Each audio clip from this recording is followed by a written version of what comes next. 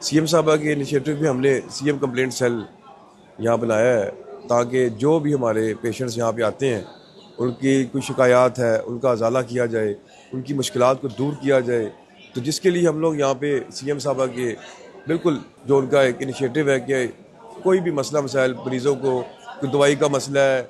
कोई चेकअप का मसला है, कोई टेस्ट का मसला है, उनके बाहर से टेस्ट नहीं होने चाहिए, उनको दवाई बाहर से नहीं आनी चाहिए, कोई डॉक्टर का मसला है, कोई डॉक्टर अच्छे से बिहेव नहीं कर रहा, कोई उनका कोई भी किसी किस्म का मसला है, आप उसकी शिकायत दर्ज करवा दें। लोग आते हैं, हमें शिकायत अगर अव्वल तो हमारा हॉस्पिटल माशाल्लाह ऐसा है कि शिकायत का